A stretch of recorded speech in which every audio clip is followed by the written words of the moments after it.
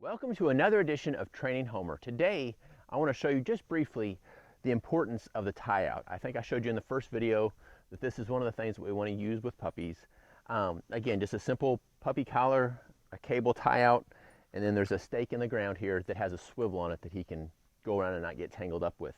The importance of this is it teaches the dog patience. It teaches the dog to give to his neck without you being associated with it.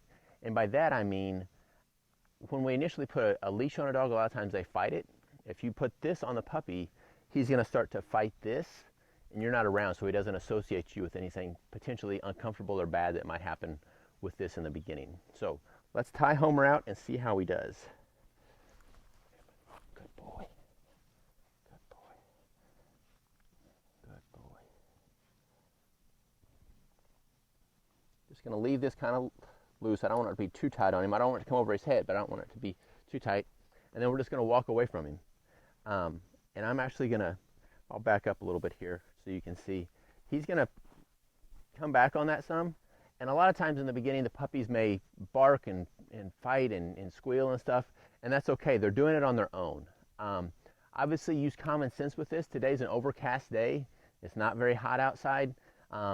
I don't want to do this in the middle of the day when it's 95 degrees because the puppy's going to get hot and have severe health problems.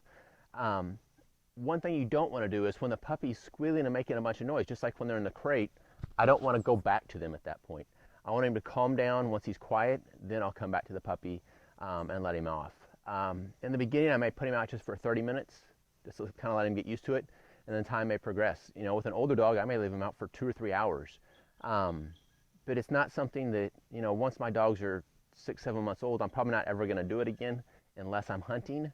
And I've got a big group of dogs with me, and I just want to tie them out to where they don't have to be on the trailer all the time. So, again, I don't know if you can see Homer right now, but he's just, he's doing pretty good. So we're going to walk away from him and see how he does. But again, this is just a quick tip that I think will help you a lot with your puppies and teaching them patience and to give to their neck.